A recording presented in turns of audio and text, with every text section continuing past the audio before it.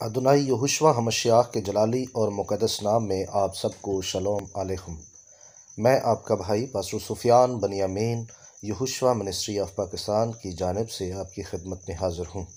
अजीज़ों, इस मज़मून की पिछली 2 वीडियोज़ को आप लाजमी देख लें, क्योंकि उन 2 वीडियोज़ के अंदर हमने यहूदा नाम और यहूदी नाम और यहोशुआ नाम और यहोवा नाम को तफसील से बयान किया है और ये वाज़ह करने की कोशिश की है कि हम किस तरह से यहोवा खुदा की मदहसराई करने के सबब से और यहोशुआ पर ईमान रखने के सबब से और किस तरह से हम यहूदी कौम के अंदर शामिल होते हैं।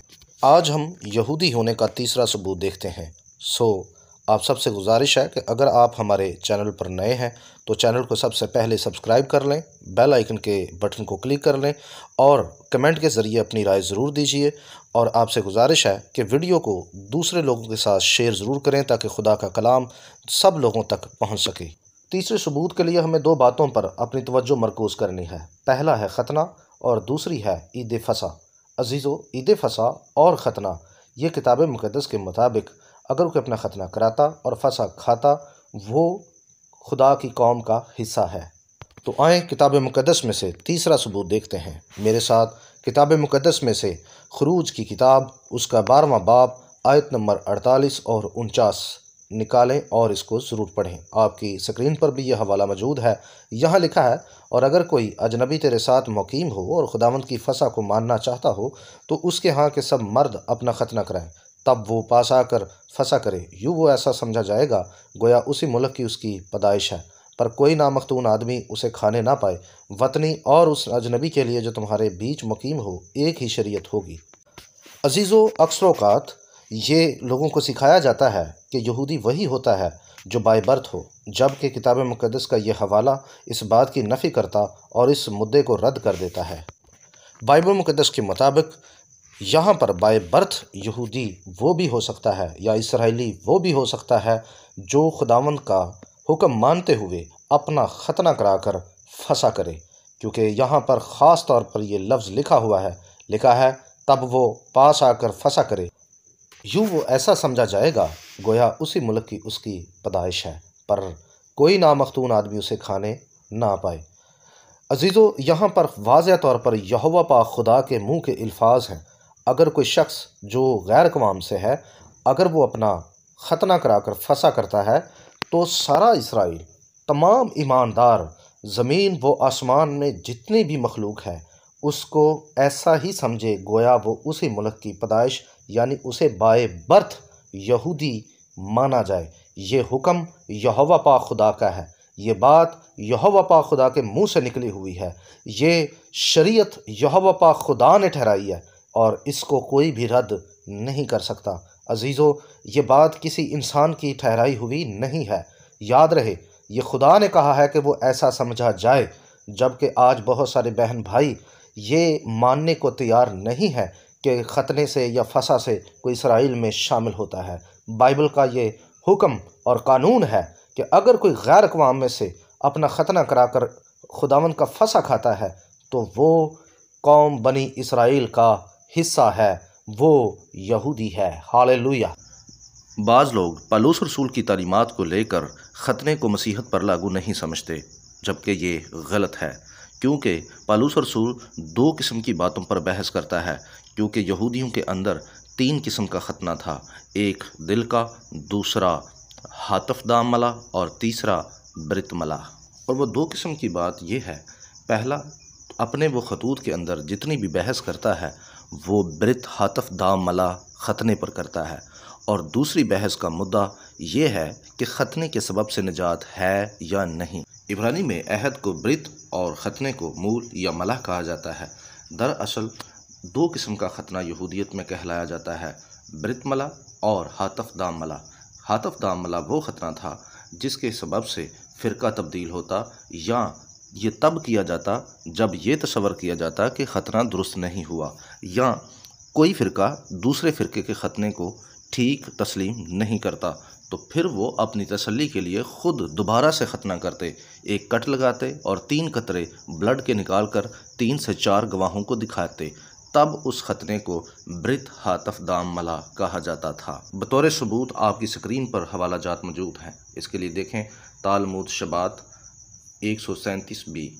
इसके साथ आप यहूदियत की ग्रे मैटर बुक भी पढ़ें, जिसमें ब्रित हातफ दाम मला के बारे में तफसीलन गुफ्तगू की गई है। सो लिहाजा आपको जूडाइज़म पढ़ने की ज़रूरत है, जिस पर पालूस रसूल ने अपने खतूत के अंदर बहुत ज़्यादा लिखा है।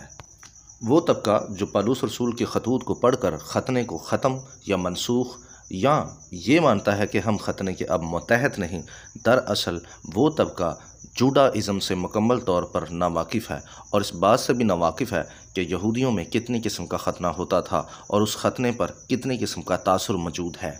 पालूस रसूल के खतूत में से बहुत सारे हवाले दिए जाते हैं, लेकिन एक हवाला जो पालूस रसूल का दिया जाता है वो खतने के ख़िलाफ़ दिया जाता है।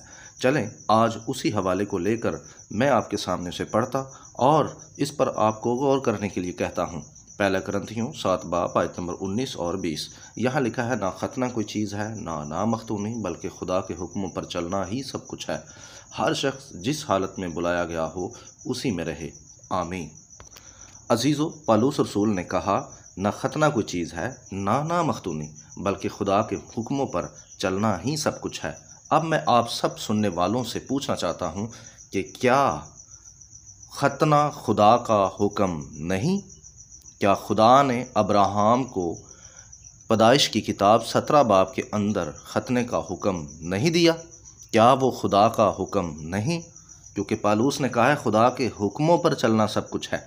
इसका मतलब ये हुआ कि जिस खतने के ख़िलाफ़ पालूस रसूल बात कर रहा है ये खुदा का हुक्म नहीं था।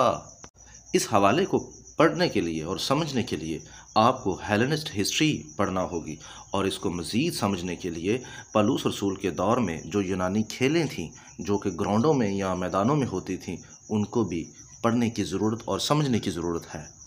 अब हम आते हैं ईद फसा की तरफ। ईद फसा बनी इसराइल की आज़ादी की याद में मनाई जाती है। बनी इसराइल जब मुल्क मिस्र से निकले तब खुदावंद ने ईद फसा के दिन बनी इसराइल को मुल्क मिस्र से आज़ाद किया। और इसी तरह जब हम ब्रित खदाशा यानी नया अहद पढ़ते हैं तो हमें खुदावंद ने ईद फसा के दिन गुनाह और मौत और शैतान के इख्तियार से आज़ाद किया। अजीज़ों, ये याद रहे कि ईद फसा एक ख़ास त्यौहार है।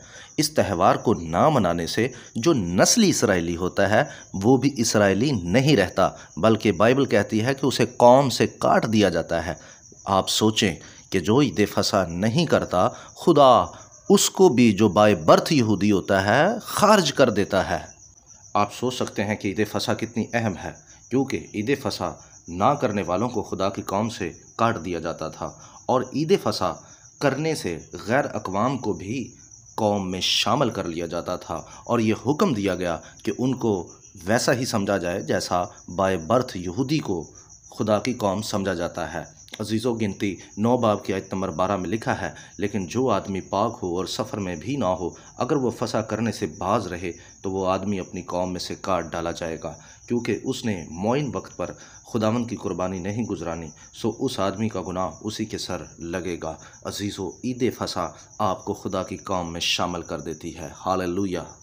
पालूस रसूल ने करंथियों की कलीसिया को ख़त लिखते हुए फरमाया, पहला करंथियों 5 बाब आयत नंबर 7 और 8 पढ़ रहा हूँ, पुराना खमीर निकाल कर अपने आप को पाक कर लो ताकि ताज़ा गुंदा हुआ आटा बन जाओ, चुनाचे तुम बेखमीर हो क्योंकि हमारा भी फसा यानी मसीह कुर्बान हुआ। बस आओ हम ईद करें, ना पुराने खमीर से और ना बदी और शरारत के खमीर से, बल्कि साफ़ दिली और सच्चाई की बेखमीरी रोटी से।